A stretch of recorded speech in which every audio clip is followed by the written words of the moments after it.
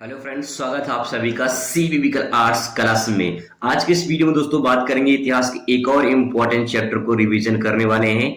पिछले वीडियो में हम लोगों ने पहले अध्याय को अच्छे से रिवीजन कर लिया था और आप जो है इसको पूरा प्रोसेस आप दे सकते हैं। इम्पोर्टेंट क्वेश्चन यहाँ पे मैंने कवर किया था। इसके बाद हम लोगों ने दूसरा अध्याय भी इसको जो है दूसरा अध्याय आपके सामने यहाँ पे आने वाला है। दूसरा अध्याय भी जो है हम लोगों ने ये देखिए दूसरा अध्याय हम लोगों ने अच्छे से कवर कर लिया था। आज के इस वीडियो में हम लोग बात करेंगे इसके इतिहास के तीसरे अध्याय पर, और जो तीसरा अध्याय है बहुत ही मोस्ट इंपॉर्टेंट है। यहाँ से हम लोग क्वेश्चन कवर करने वाले हैं। एक फास्ट रिवीजन कर लेते हैं दोस्तों, ताकि आपकी जो तैयारी है वो अच्छे से बनी रहे। तो चलिए शुरुआत करते हैं। चैप्टर का नाम है बंधुत्व, जाति तथा वर्ग। अब यहाँ पे कुछ महत्वपूर्ण बिंदु हैं जो आपके बहुविकल्पीय के लिए, आपके मानचित्र में और आपके डेट वाले जो प्रश्न आते हैं उससे संबंधित यहाँ पे सारे प्रश्न आपके कवर हो जाएंगे। तो चलिए शुरुआत करते हैं। सबसे पहले यहाँ पे बात करते हैं पहला पॉइंट ये है, महाभारत का रचयिता जो है, महाभारत के रचयिता वेद व्यास हैं, ध्यान रखेंगे। रामायण के रचयिता महर्षि वाल्मीकि हैं, ये भी ध्यान रखेंगे, पूछा जा सकता है। महाभारत की मूल भाषा किस भाषा में है, तो संस्कृत भाषा में है। यहाँ संस्कृत भाषा है। ठीक है। अब बात करें यहाँ पे अष्टधाई के लेखक कौन है, तो पौराणिक अष्टधाई के लेखक हैं। ये आपके बहुविकल्पीय में पूछे जा सकते हैं, इसको आप ध्यान रखेंगे। ठीक है, आपको इसे पता होगा।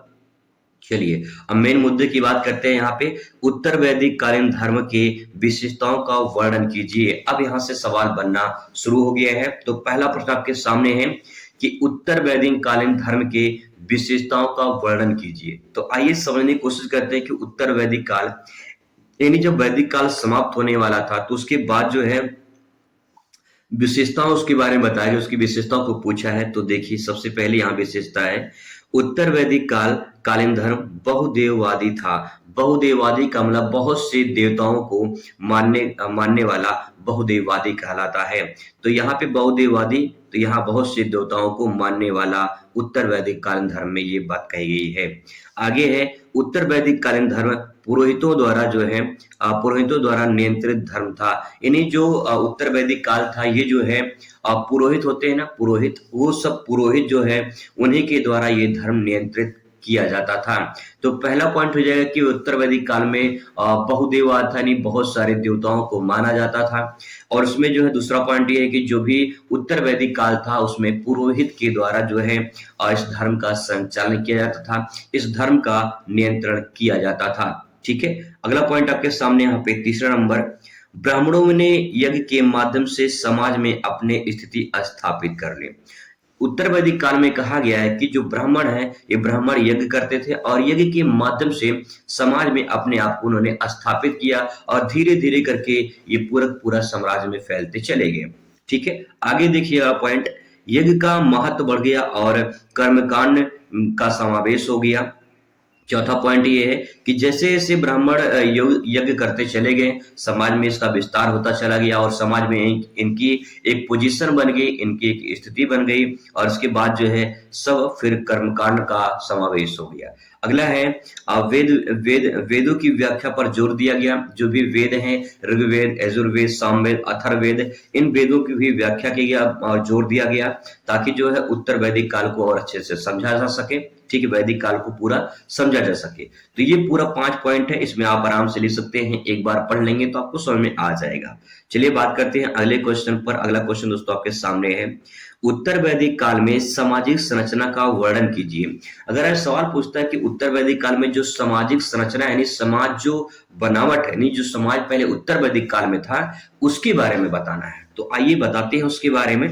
देखिए सबसे पहला पॉइंट ये है, उत्तर वैदिक काल जो था उसमें सामाजिक संरचना का वर्णन निम्नवत है। पहला पॉइंट ये है, समाज में व्यक्ति का दर्जा जन्म के आधार पर निश्चित किया जाता था। यहाँ पे देखिए समझने वाली बात है कि उत्तर वैदिक काल जो था, इस वैदिक काल में समाज में जो जन्म लेता था, वो जिस जाति में जन्म लेता था उसकी जाति ही उसके जन्म के साथ जुड़ जाती थी। यानी जो भी दर्जा उसे मिलता था, चाहे वो उच्च वर्ग का हो, चाहे वो निम्न वर्ग का हो, चाहे वो मध्यम वर्ग का हो, जिस वर्ग में वो जन्म लेता था उसका दर्जा उसको जन्म पर ही मिल जाती थी। पहला पॉइंट।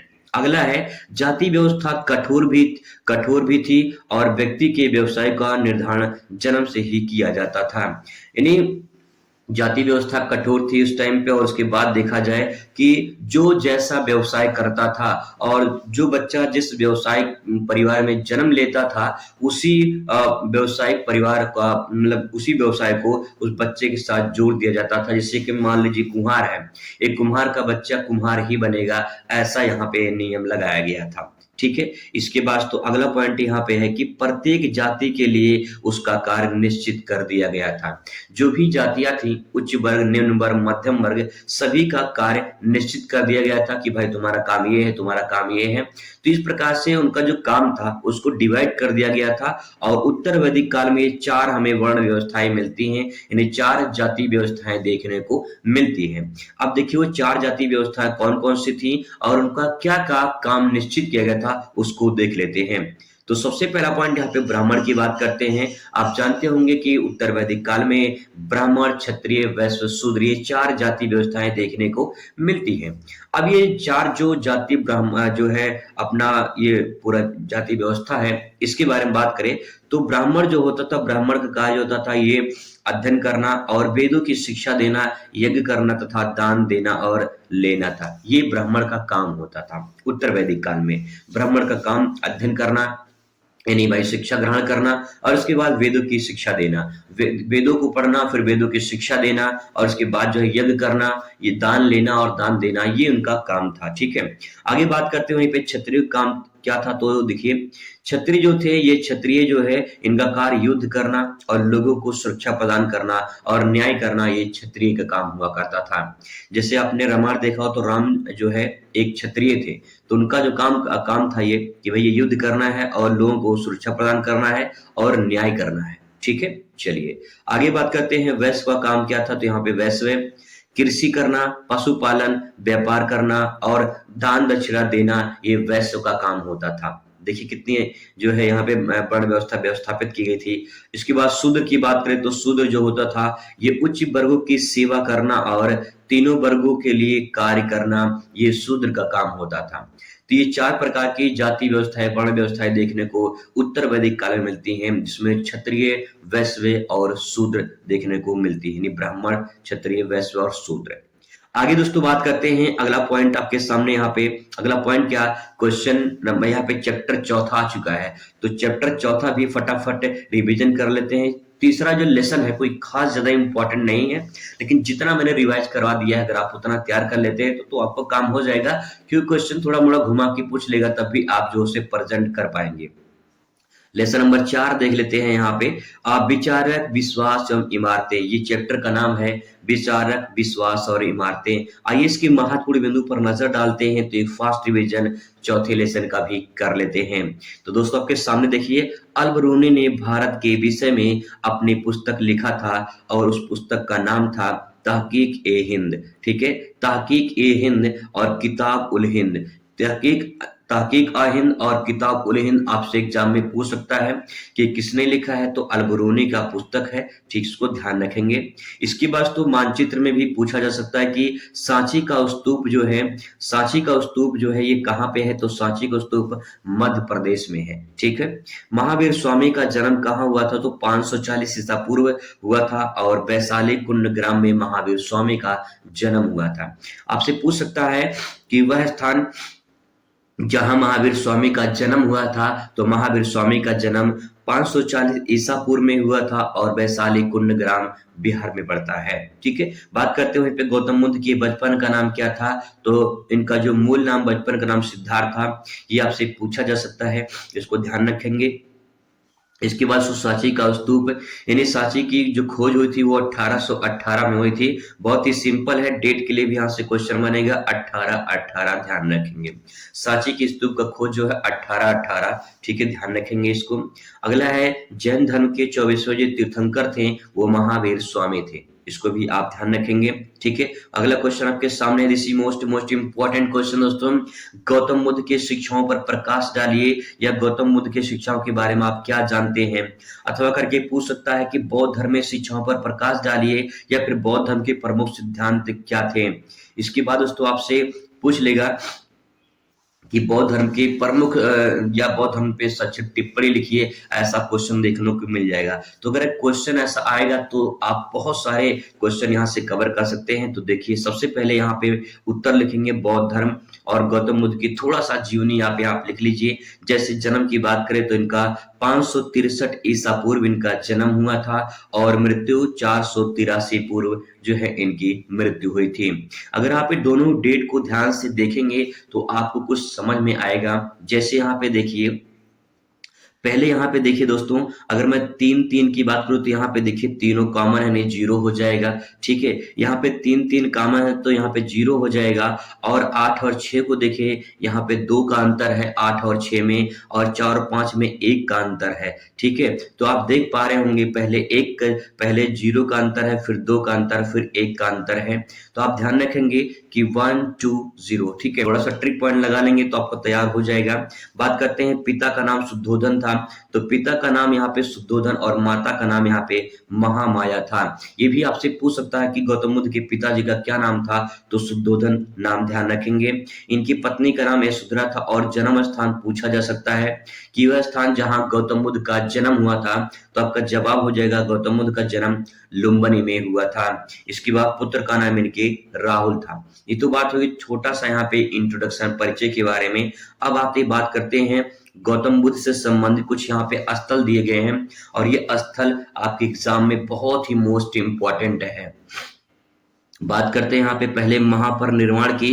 तो महापरिनिर्वाण की बात करें यहाँ पे, तो इनका जो महापरिनिर्वाण है यानी मृत्यु की बात करें तो यहाँ पे कुशीनगर, जैसे कुशीनारा के नाम से जानते हैं, ये कुशीनगर में जो है इनका महापरिनिर्वाण मृत्यु हुई थी। जन्म की बात करें तो लुम्बिनी नेपाल में पड़ता है, कपिलवस्तु, वहां पे इनका जन्म हुआ था। वहीं बात करें ज्ञान की प्राप्ति, तो ज्ञान की प्राप्ति जो है बोध गया बिहार में हुआ था और प्रथम उपदेश इन्होंने सारनाथ वाराणसी में दिया था। मैपिंग में मैंने इन सारे पॉइंट को कवर किया है।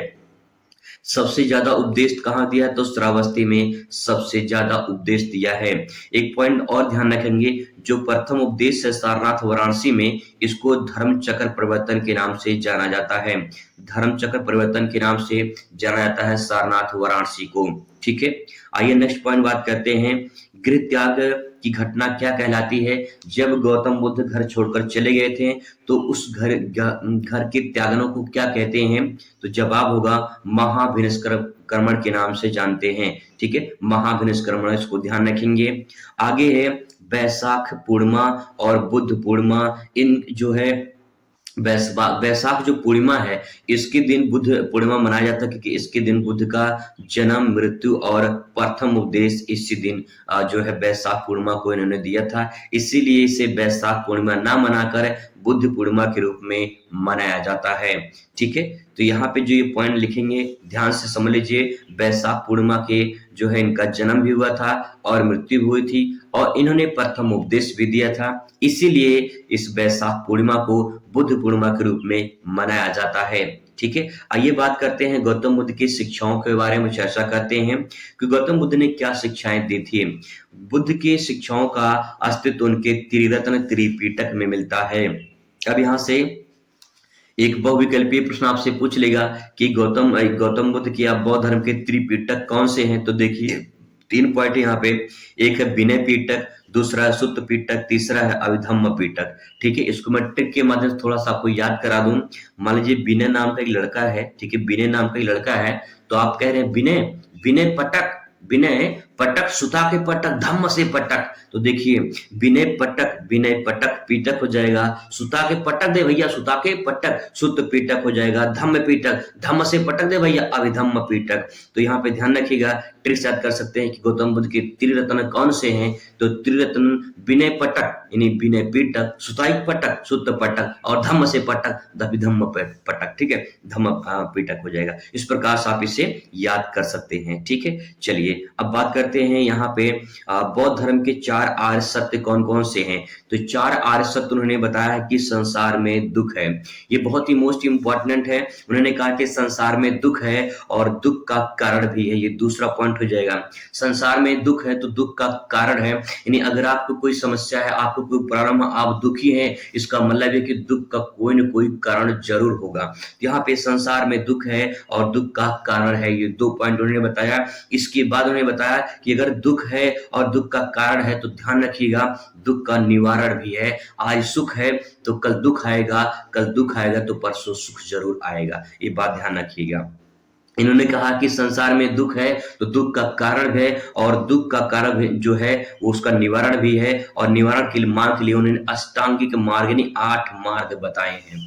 ठीक है, 8 मार्ग बताए हैं, ट्रिक के माध्यम से मैं भी आपको याद करवा दूंगा। तो सबसे पहले बौद्ध धर्म के 4 आर्य सत्य कौन से हैं दोस्तों, ध्यान रखिएगा। 4 आर्य सत्य उन्होंने कहा कि अगर दुख है, दुख का कारण है और दुख का निवारण भी है, और निवारण के लिए उन्होंने 8 अष्टांगिक मार्ग बताए हैं। वो मार्ग क्या है आइए बात करते हैं। उससे पहले संसार में दुख है, इसको देख लीजिए कि संसार में सर्वत्र सब जगह पे दुख ही दुख है, ऐसा बौद्ध धर्म में कहा गया है। दूसरा दुख का कारण है, तो दुख का कारण जो है वो तृष्णा है, जो लालच होता है वही दुख का कारण है। आगे है दुख का निवारण या निरोध, तो कह सकते हैं तृष्णा नष्ट करने से दुख में मुक्ति मिल सकती है। यानी तृष्णा जो लालच है इंसान के अंदर, वो लालच अगर समाप्त हो जाए तो दुख समाप्त हो जाएगा। आगे है दुख का निरोध या निवारण के मार्ग में इन्होंने अष्टांगिक मार्ग बताए हैं। आइए 8 मार्ग के यानी जो अष्टांगिक मार्ग हैं उसको समझने की कोशिश करते हैं। पहला है सम्यक दृष्टि और सम्यक संकल्प। तो पहला है दृष्टि संकल्प, ठीक है। अब यहाँ पे इसके बाद यहाँ पे देखिए वाणी, कर्म, आजीविका, व्यायाम, स्मृति और समाधि, ठीक है। आइए इसको देखते हैं, ट्रिक के माध्यम से याद करने की कोशिश करते हैं। सबसे पहले आपकी जो दुख का कारण है वो आपकी दृष्टि है। आपकी जो नजरिया है वो देखने का नजरिया भाई उल्टा है, देखने का नजरिया ही गलत है आपका। तो दृष्टि पहले आप ध्यान में रखेंगे, दृष्टि अपनी अच्छी रखिए और संकल्प लीजिए कि जो भी देखेंगे अच्छा देखेंगे, जो भी बोलेंगे अच्छा बोलेंगे, जो भी सोचेंगे अच्छा सोचेंगे। अगर आप ऐसा करते हैं तो आपकी दुख का कारण समाप्त हो सकता है। तो पहला पॉइंट दोस्तों ये है कि आपका नजरिया अच्छा होना चाहिए, यानी दृष्टि आपकी अच्छी होनी चाहिए, और संकल्प लीजिए अपने आप में कि जो करेंगे अच्छा करेंगे, जो देखेंगे अच्छा देखेंगे, ठीक है। तो दृढ़ आपने दृष्टि अच्छा करिए और संकल्प लीजिए। जब संकल्प लेंगे तो एक दिन आपके वाणी से जो है, एक दिन आपके वाणी से यानी आपकी जुबान से अच्छी भाषा निकलेगी। आप अच्छा देखेंगे, अच्छा सोचेंगे, अच्छा बोलने की कोशिश करेंगे। तो देखिए पहला पॉइंट ये है कि आपकी दृष्टि अच्छी होनी चाहिए, और दृष्टि अगर अच्छी होगी तो संकल्प लीजिए। दूसरा पॉइंट हो जाएगा संकल्प लीजिए। संकल्प अच्छा लेंगे तो आप अपने वाणी से अच्छा बोलेंगे, अच्छा बोलेंगे तो आपका कर्म अच्छा होगा, और जब कर्म अच्छा होगा तो भाई आप अच्छा काम करेंगे, यानी आपकी आजीविका अच्छी होगी। आजीविका अच्छी होगी तो महसूस करिए कि आप बहुत मोटे तगड़े हो गए, आपका पेट निकल गया है, तो आपको व्यायाम की जरूरत पड़ेगी।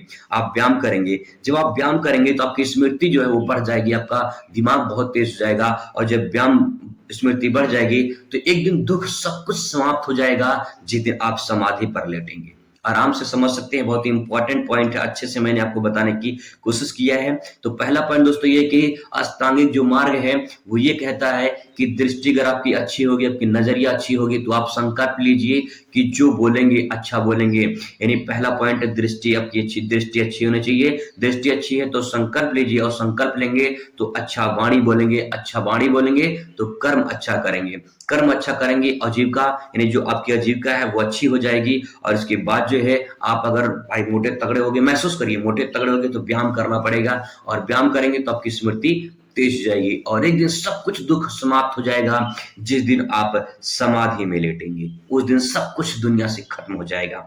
चलिए आई होप आपको समझ में आया होगा। बात करते हैं अगले इंपॉर्टेंट प्रश्न पर। This is most important question दोस्तों।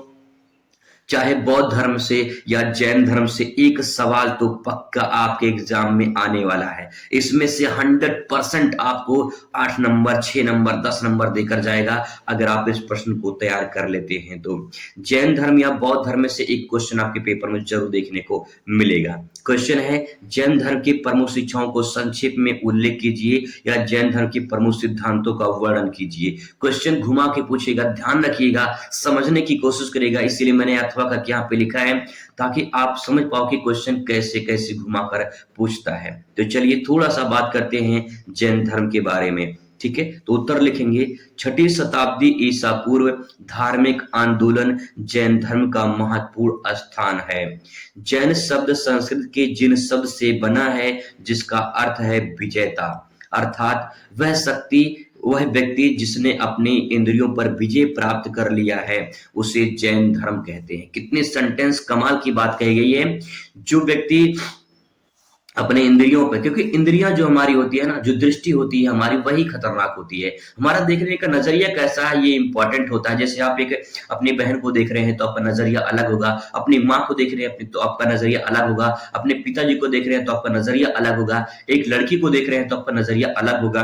कहने का मतलब दोस्तों ये है कि आपका नजरिया ही आपका अलग अलग होता है और वही सबसे बड़ा कारण होता है। जो इंद्रियों पे विजय प्राप्त कर लिया वो जैन कहलाता है। यही बात इसमें कहा गया है। आगे यहाँ पे देख सकते हैं, नोट पॉइंट में लिखा है कि जैन धर्म के आचार्य तीर्थंकर कहलाते हैं। जो जैन धर्म के आचार्य होते हैं वो तीर्थंकर कहलाते हैं, जिसका अर्थ है संसार रूपी सागर से पार उतारने वाला।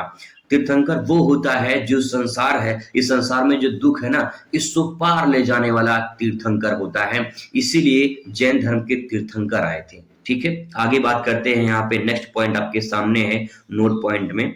जैन धर्म के संस्थापक और तीर्थंकर ऋषभ देव हैं। ठीक है, यहाँ पे ऋषभ देव ऐसे रहेगा, ऋषभ देव। ठीक है, तो यहाँ पे जो ऋषभ देव हैं ये जो है जैन धर्म के संस्थापक कहलाते हैं और अंतिम तीर्थंकर जो है महावीर स्वामी कहलाते हैं। ये दोनों में से कोई एक बहुविकल्पी में आपसे पूछ सकता है कि जैन धर्म के तीर्थंकर जो है संस्थापक ऋषभ देव है और इसके अंतिम तीर्थंकर जो है वो महावीर स्वामी है। अगला है, जैन धर्म ईश्वर की सृष्टि की रचयिता एवं पालनकर्ता के रूप में स्वीकार करता है, वहीं स्वीकार नहीं करता है जैन धर्म आत्मा के अस्तित्व को स्वीकार करता है। जैन धर्म में ऐसा मानता है कि जैन धर्म में ऐसा माना गया है कि जो ईश्वर है इसको सृष्टि का रचयिता पालनकर्ता स्वीकार नहीं करता है। मतलब ईश्वर इस सृष्टि का रचना नहीं किया है, ये मानता है जैन धर्म कि जो है आत्मा अस्तित्व का स्वीकार की है, जो आत्मा है वही अस्तित्व को स्वीकार करता है। ठीक है, आइए इसकी शिक्षा के बारे में बात करते हैं। तो देखिए, शिक्षा में कहा गया है अहिंसा, यानी भाई हिंसा नहीं करना, ये जैन धर्म में कहा गया है। आपको लड़ाई झगड़े मारपीट नहीं करना, अहिंसा का धर्म आपको अपनाना है। तपस्या करनी है, अपने आप को तपाना है, तपस्या करनी है। वेदों में विश्वास करना है, जो वेद हैं उनमें विश्वास करना है, जो उनमें वेदों में बात कही है उस पर अमल करना है। ठीक है, आगे है जाति पात में कोई विश्वास नहीं करना, जाति पात अविश्वास है, कोई जाति नहीं है। यहाँ पे जाति पात में इन्होंने कहा कि भाई जाति पात नहीं होती है, तो जाति अविश्वास है। ठीक है, नेक्स्ट है, जैन धर्म के त्रिरत्न हैं। जैसे बौद्ध धर्म के त्रिरत्न हैं वैसे ही जैन धर्म के भी त्रिरत्न हैं। एक है सम्यक ज्ञान, सम्यक दर्शन और सम्यक चरित्र। इसको भी ट्रिक के माध्यम से याद कर लीजिए।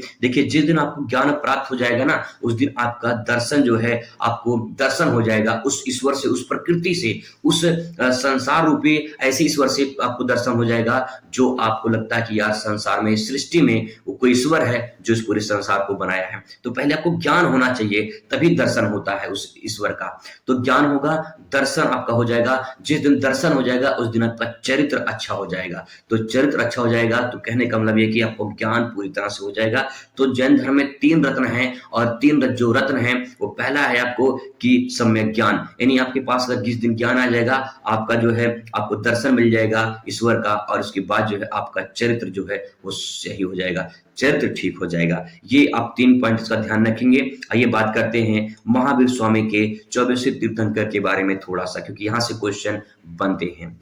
जन्म की बात करें तो 540 ईसा पूर्व इनका जन्म हुआ था और मृत्यु की बात करें तो 668 ईसा पूर्व इनकी राजगीर बिहार में इनकी जो है मृत्यु हुई थी। ठीक है, तो ध्यान रखेंगे 540 में जो है इनकी जन्म और 468 में इनकी मृत्यु हुई थी राजगीर बिहार में। जन्म स्थान की बात करें दोस्तों तो वैशाली कुंड ग्राम बिहार में पड़ता है, मुजफ्फरपुर, यहाँ पे जो है इनका जन्म हुआ था और पिता का नाम सिद्धार्थ था और माता का नाम तिरसला था, ये भी ध्यान रखेंगे। ठीक है, नेक्स्ट बात करें दोस्तों यहाँ पे तो ये 30 वर्ष की आयु में सन्यासी बन गए थे और कठोर तपस्या के बाद ज्ञान की प्राप्ति हुई और उन्हें सुख दुख के बंधनों से मुक्ति मिल गई। तो 30 वर्ष की जब आयु थी तो सन्यासी बन गए थे और कठोर तपस्या करने के बाद जब उनको ज्ञान प्राप्त हुआ तो जो सुख दुख का बंधन था ना उससे जो है ये मुक्त हो गए। तो इनके बारे में थोड़ा सा लिख के पूरा सेंटेंस आप क्लियर समझ सकते हैं।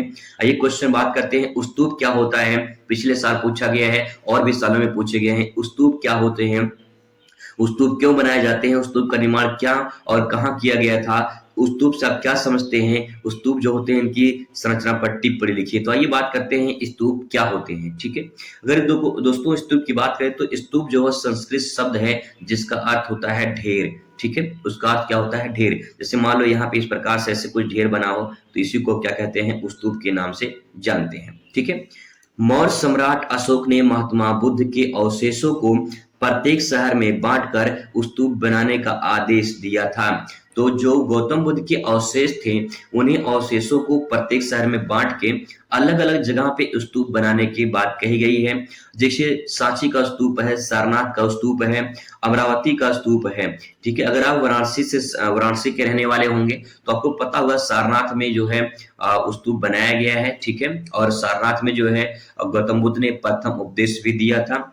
महात्मा बुद्ध से जुड़े अवशेष, उनकी अस्थियां और उनके द्वारा प्रयोग में लाए गए वस्तुओं को बुद्ध से जुड़े गए एक टीले की संरचना बना दी जाती है जिसे स्तूप कहा जाता है। तो वही चीज जो अस्थियां होती हैं, जो भी अवशेष होते हैं, इस प्रकार से ढेरा बना के यहाँ पे ऐसे बना दिया जाता है और इसी आकृति को जो है स्तूप के नाम से जाना जाता है। एक टीला की संरचना बना दी जाती है। ठीक है, आइए बुद्ध से संबंध स्थल के बारे में बात करते हैं। तो बुद्ध से संबंध जो स्थल है, इनका जन्म लुम्बिनी में ज्ञान बुद्ध ज्ञान प्राप्त हुआ था, उपदेश सारनाथ में दिया था और निर्माण जो इनको यानी कुशी नगर में जो है इनको निर्माण की प्राप्ति हुई थी। स्तूप क्यों बनाए जाते थे इसके बारे में थोड़ा सा चर्चा कर लेते हैं। तो बुद्ध और बौद्ध धर्म के प्रतीक के रूप में जाना जाता है स्तूप को। अशोक ने बुद्ध के अवशेषों को सभी महत्वपूर्ण शहरों में बांटकर उनके ऊपर स्तूप बनाने का आदेश दिया था, जैसे सांची का स्तूप, सारनाथ का स्तूप, इस प्रकार से। तो आप समझ सकते हैं कि जो उनके अवशेष थे उसी को एक तरह से उन्होंने ऐतिहासिक रूप में बना दिया और इसके बाद जो है स्तूप के नाम से इसे जाना जाता है, जो इस प्रकार से बनाए जाते हैं। अगला चैप्टर रहेगा लेसन नंबर 5 यात्रियों के नजरिया, अगली वीडियो में कवर करेंगे। आई होप दोस्तों कि आपको समझ में आया होगा। ऐसे ही एक फास्ट रिवीजन कर लेंगे ताकि आपकी अच्छी खासी तैयारी बन जाए। चलिए मुलाकात करेंगे अगली वीडियो में, तब तक खुश रहिए, मस्त रहिए और जिंदगी में स्वस्थ रहिए। धन्यवाद।